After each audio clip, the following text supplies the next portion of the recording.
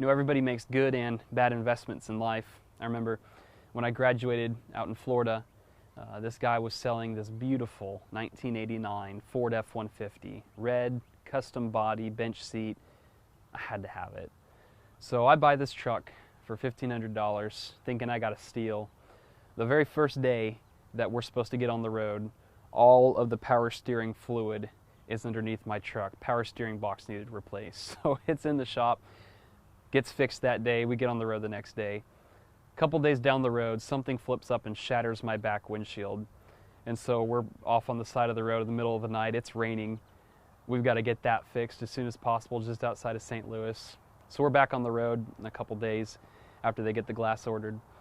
A couple days later in Wyoming, or next day after we get on the road, my new tires that I thought were new were actually sold to me as retreads, and one of them blows. We are 80 miles away from the nearest tow truck, and by the time we got home, I poured about $3,000 into this truck that I paid $1,500 for, and over the course of the time I had it, I think I probably threw about $9,000 into it. And that's just how life goes. Sometimes you make good investments, sometimes you make bad investments. You know, we invest in people too. We invest our time, our energy, our emotions, our love into people, hoping that they'll love us back. And it gets me thinking that it's not all that different from what God has done for us. See, a lot of people say that this is their life, that they're going to live it the way they want to. But that's not what I read from Paul's words in 1 Corinthians chapter 6. Paul writes to the Corinthians, "Do you not know that your body is a temple of the Holy Spirit within you, whom you have from God? You are not your own. You were bought with a price. So glorify God with your body." We've been bought back. We've been redeemed if you honor Christ as your Lord. And we've not been bought back with the things that you would use in this earth, the things that you would use in this life. God has invested something so much more important, so much greater in us.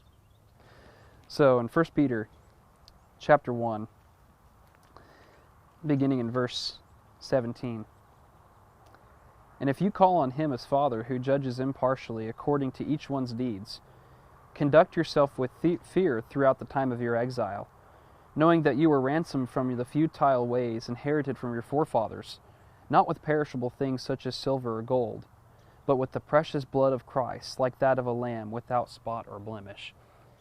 God did not just invest time or resources, earthly things into us. God invested the biggest thing that He could have. He invested the blood of His Son, Jesus Christ. And so it makes me ask the question and look at myself and ask, am I a good investment? And you have to ask yourself, are you a good investment? What kind of return am I giving back to God? Did He shed His blood on your account for no reason? Do you give Him nothing? Or do you see that He gave you all and in turn say, God, because you've given me everything, I'm going to turn and I'm going to give you everything. I want to be a good investment, and I hope you do too.